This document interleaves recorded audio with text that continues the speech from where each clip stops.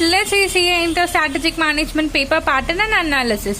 Subscribe my channel CA Hub. I will be coming up with more interesting videos for the upcoming examination. Let's analyze our past year question papers based on new syllabus, that is from May 24, September 24 and January 25 attempt.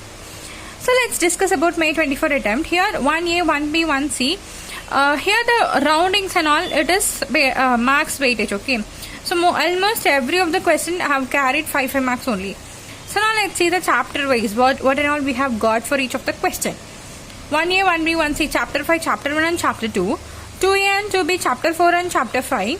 3A and 3B, chapter 2 and chapter 1. 4A and 4B, chapter 3 and chapter 4 and as well as chapter 3.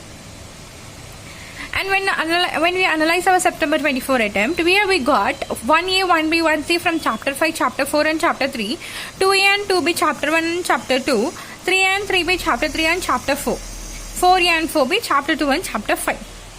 Now let's discuss about January 25 attempt. 1A, 1B, 1C from chapter 5, chapter 1, chapter 4, 2A and 2B from chapter 2 and chapter 5, 3A and 3B from chapter 3 and chapter 1, 4A and 4B from chapter 1 and chapter 4.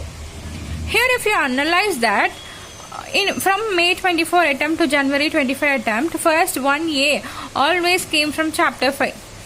But the sequence might be followed or might not be followed according to ICA's preparation level of examination paper. So here upon the analysis basis, here we got chapter 5 as a 1A question. But other than that, each of the questions are not same as previous year question paper pattern. That is, the sequence is not same with respect to, let's see, if September 24 is not in the same sequence with respect to May 24. January 25 is not in the same sequence with respect to September 25 and May 24 attempt. So there is a fixed paper pattern accordingly. But when you see that each paper or each chapter carries nearly 10 marks for each of the question. That is, each chapter carries 10 marks out of the question paper, including MCQs also. So if you analyze over here, we got chapter 5 over here for 5 marks and here chapter 5 for 5 marks. So it is literally 10 marks. And let's see chapter 4. Here we got for 5 marks, here we got for 5 marks. And chapter 3 5 marks, and chapter 2 is from 5 marks and 5 marks, chapter 1 is also 5 marks. So by analyzing or looking on to this, you will be getting to know that each chapter carries 10 marks in our question paper. So it is up to you whether you have to get 30, whether you have to get a 40, whether you have to get a 50 in your examination is based on what and all the chapters that you have been preparing. Okay.